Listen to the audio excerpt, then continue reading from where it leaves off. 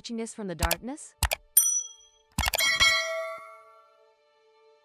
A series of unidentified flying objects once appeared, hovering in the world's sky, disappearing without a trace.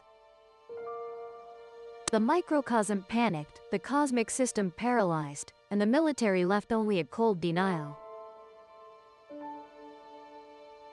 From the mysterious fragments in Roteville, the bizarre light in Washington, to the top-secret video quietly declassified by the Pentagon, all point to a shocking truth that humanity is not ready to face. We may have been observed, may have been visited, and may even have shot them down.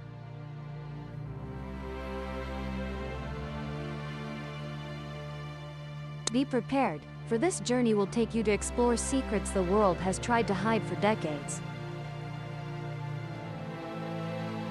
Kaputyn, the abyss in the shadows of the Soviet Union. In the summer of 1948, the sky over southern Russia was silent as if under orders. On the radar screen at the Kaputynja military base, one of the Soviet Union's most top-secret locations, the signals blinked steadily until a strange object appeared. It moved extremely fast, emitted no signals, and had no familiar shape. The officers on duty immediately issued an emergency alert. A MiG fighter was dispatched with the sole mission to intercept and, if necessary, destroy. The pilot approached the target and was stunned. What he saw was neither a reconnaissance aircraft nor a weather balloon. It was a massive, disc-shaped metal object, silently gliding with impossibly smooth movements. It rotated in various directions without changing direction, without propulsion, without precession, as if gravity was no longer a constraint. Upon receiving the order, the pilot opened fire, but immediately after the first burst, his aircraft lost control, electronic systems malfunctioned, and it crashed not far from the base, exploding into a giant fireball. The military quickly arrived at the scene. Amidst the wreckage, they found strange fragments with no burn marks, not deformed like ordinary materials. A fairly intact part of the craft was said to have been towed into the underground bunker beneath Kaputynja, guarded strictly by special forces, but what astonished the commanders most were the beings inside.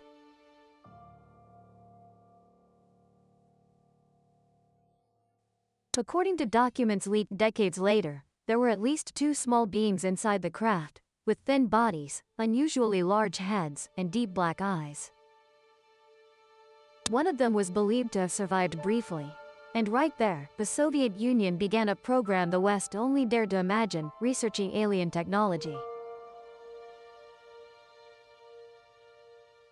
Some researchers believe that what was found at Kaputynja helped the Soviet Union achieve unexpected advances in missile technology in the following decade.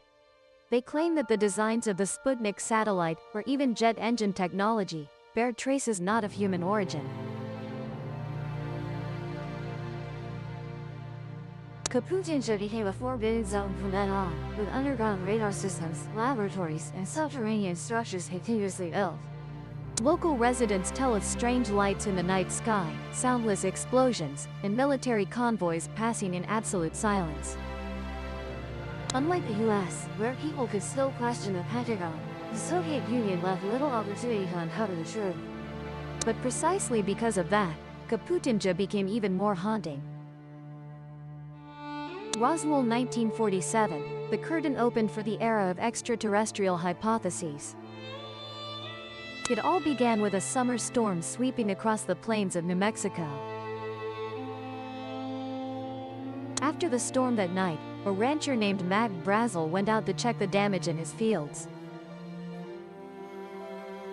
What he discovered was not wood or steel debris, but a series of strange metal objects, shimmering in the early sun, lighter than aluminum but unbreakable.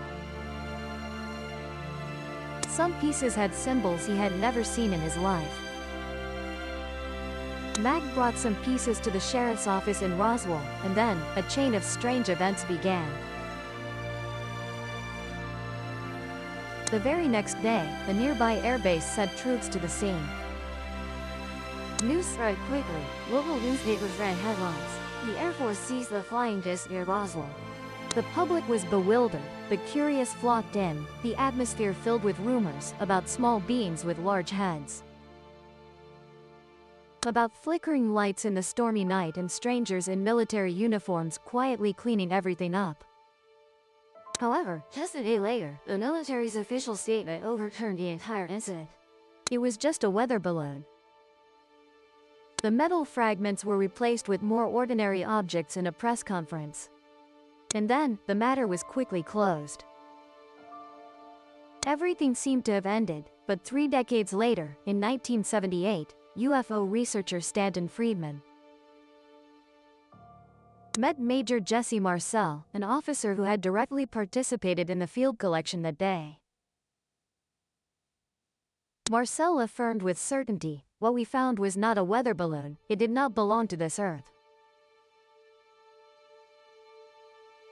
He described a piece of metal that could be rolled up like paper but immediately returned to its original shape.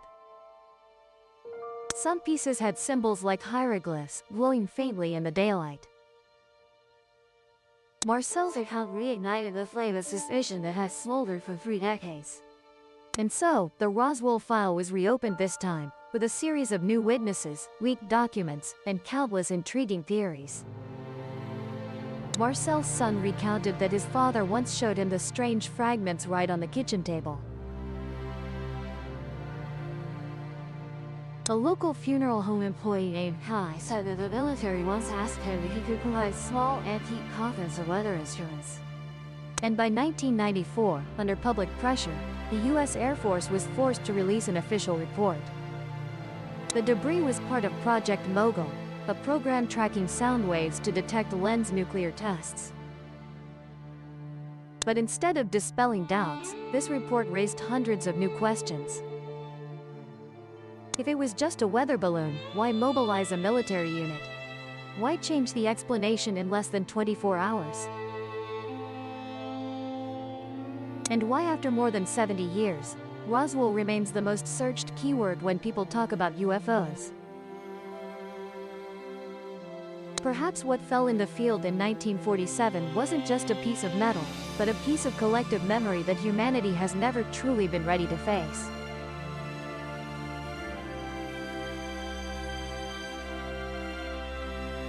Washington, D.C. 2 weeks of panic in the Capitol sky. On the night of July 19, 1952, the sky above Washington, D.C. was completely clear. No clouds, no rain, no wind, only moonlight and twinkling stars. But at the Air Traffic Control Center at Washington National Airport, that tranquility was just broken. On the radar screen, a group of strange objects appeared simultaneously, with no identification codes, no notifications, not following any flight path. They moved at irregular speeds and changes, sometimes hovering motionless, sometimes accelerating to over 11,000 kilometers per hour, then suddenly changing direction. Something no aircraft of that time could do. Visual confirmation was immediately made. Above the city, white-orange lights were hovering, no sound, no smoke trails, no engines, just bright spots moving in formation, then disappearing in an instant. There.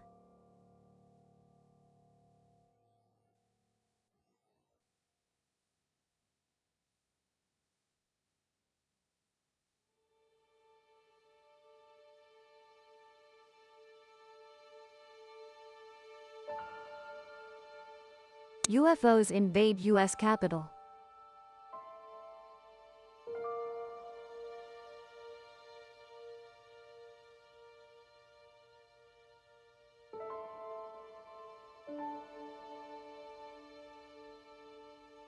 People were worried. Phones at controlled towers rang continuously. Some reported seeing saucers flying over the White House, then disappearing behind the Capitol building. A week later, on July 26, the objects returned. This time the Air Force couldn't remain idle. 2 F-94 Starfire fighters were dispatched to intercept over Washington. But whenever the aircraft approached, the UFOs would dart away at terrifying speeds. When the fighters turned back, they returned as if playing with humans.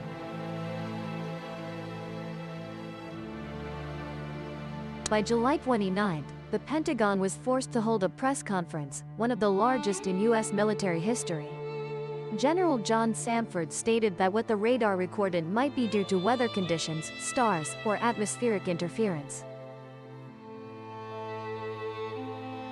But that answer didn't quell skepticism. How could starlight move at supersonic speeds, and why did the most experienced pilots simultaneously confirm visually? Since then, documents about this event were classified top secret. Only decades later were small portions declassified, but still no satisfactory explanation emerged.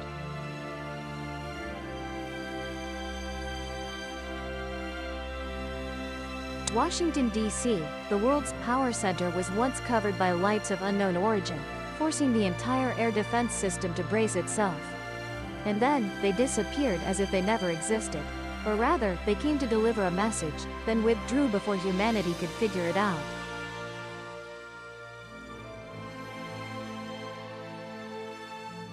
Rendlesham Forest, touching the unexplainable. It was an encounter on a Christmas night in 1980 in the Rendlesham Forest area of eastern England, the air unusually cold and still. Surrounding the area were two air bases, Bentwaters and Woodbridge, managed by the U.S. military under NATO agreements during the Cold War. Around 3 a.m., a series of strange lights appeared from the forest outside Woodbridge Base. Initially, guards thought it was a plane crash. But when the lights remained unusually stationary, then suddenly moved in straight lines without making any sound, they understood this wasn't an ordinary accident. A team of 3 soldiers was sent to investigate. Amid dense fog and dark tree canopies, they followed a pale blue light drifting through space as if with its own consciousness. One of them later recalled that the surrounding air felt electrified. Each step deeper into the forest increased the unease, as if the world was holding its breath for something about to happen. And then they saw it. A triangular object with a metallic surface hovering just a few handspans above the ground. It wasn't large, about the size of a car, but its surface was so smooth it reflected the branches above. Its edges wasn't.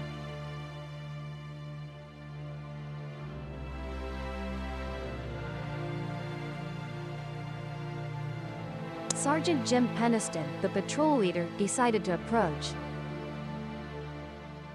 He reached out his hand. His fingers moved through the cold air. When his fingertip touched the object's surface, a mild electric current moved straight into his body, causing a momentary numbness from his palm to his spine. His body, he saw strange symbols. They weren't.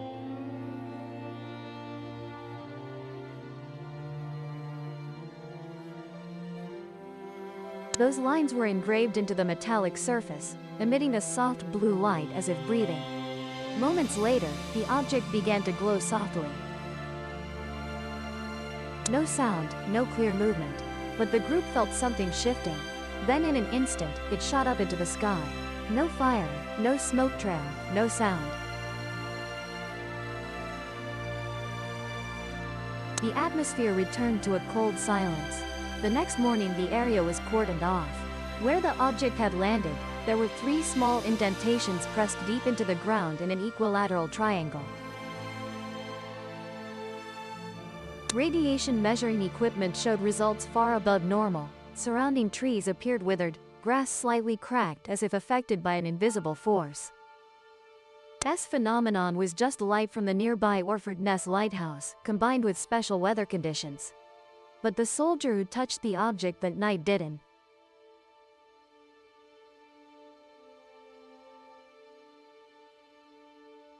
Years later, Jim Peniston still kept a small notebook where he'd drawn the symbols he saw. More notably, after that contact, he began dreaming of strange number sequences. When researchers decoded them, they recognized them as binary code, leading to coordinates matching sacred and ancient sites across the planet.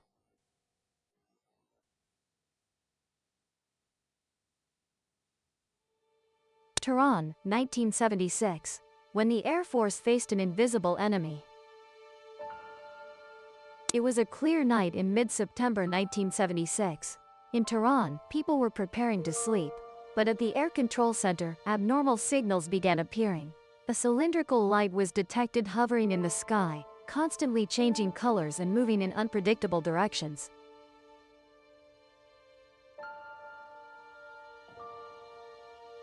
No one knew what it was, but within minutes, numerous emergency calls poured in from civilians, commercial pilots, ground security forces, all reporting the same phenomenon. An unidentified glowing object, silent but clearly present in Iran's night sky. The Imperial Iranian Air Force immediately responded. An F-4 Phantom II fighter was scrambled from Sharaki base with orders to approach and identify the target. When the pilot got close, he saw the object hovering right ahead. It had no wings, made no sound, and glowed so brightly it outshone the stars. Suddenly, all electronic systems on the aircraft failed, control devices stopped responding, communication systems completely lost connection. With no choice, the pilot had to turn back. Immediately after leaving the area, the aircraft returned to normal operation as if nothing had happened. The Air Force dispatched a second F-4, this time armed with air-to-air missiles. The pilot found the glowing object hovering. Smaller auxiliary light beams flew around it as if escorting. When trying to lock on to fire missiles, the weapons control system was disabled once again. The climax came when one of the smaller light beams separated from the main object and charged straight toward the fighter. The panicked pilot tried evasive maneuvers, but the light beam stopped just before hitting the aircraft, then returned as if merely warning. After more than an hour of tension, all objects disappeared from radar.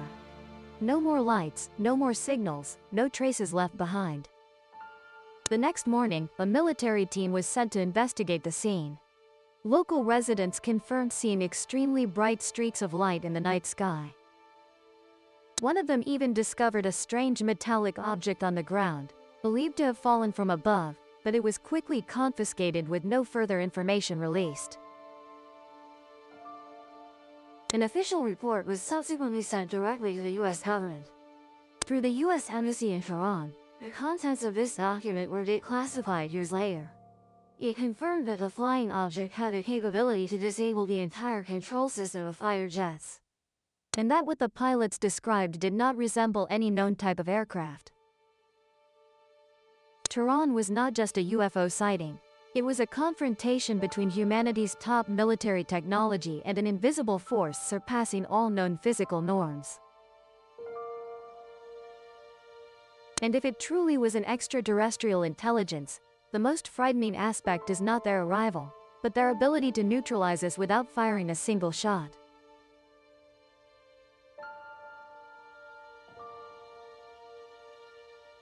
Strange object in mysterious form. On August 25, 1974, a quiet night as usual in the northern desert of Mexico, near the small town of Coyame, Chihuahua, a strange flying object suddenly appeared on Mexican air traffic control radar, entering airspace from the U.S. at high speed.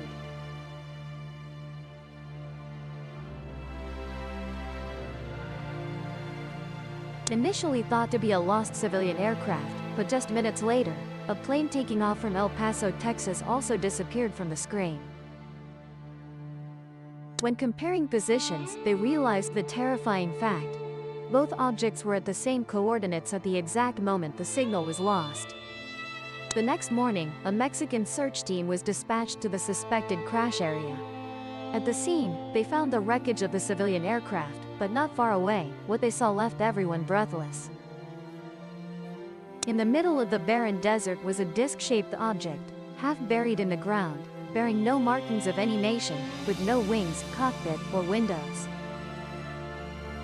Its shiny metallic surface, unscorched unlike the remaining aircraft debris, remained so intact it seemed almost unrelated to the crash. The search team reported their discovery and planned to transport both aircraft wrecks to a nearby military base for further study, but they never completed that mission. Before the Mexican team could move the scene, a group of unmarked helicopters appeared. They came from the north, flying low to the ground and emitting no signals. Within a few short minutes, the entire area was secured. Soldiers in unfamiliar uniforms, without insignia, speaking not a word, began taking over the scene. Communication from the Mexican team ceased immediately afterward. A day later, when U.S. satellites scanned the area, a disc-shaped object had vanished. The civilian aircraft wreckage was also gone, leaving only large imprints on the ground and unusual thermal signals remaining in the satellite images. The Mexican government never issued an official explanation.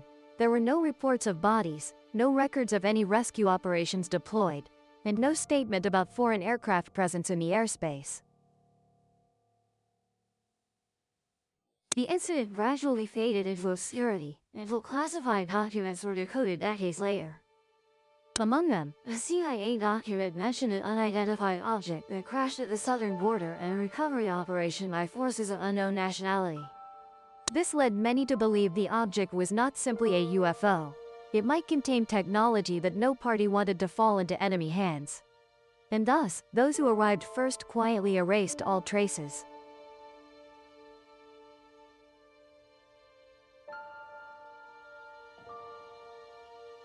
It was a recovery, but the biggest unanswered question remains. Who conducted the recovery and what are they hiding? From the Rockwell Desert to the deep Rendlesham Forest, from Terran radar to the quiet skies above Quarantone, these traces seem not entirely disconnected. Something was present, silently observing, then vanished before humans could comprehend what they had just encountered.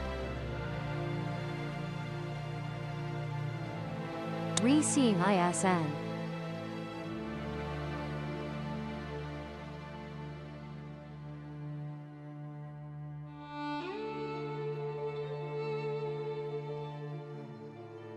The question is no longer whether they exist, but how long have they been here and for what reason?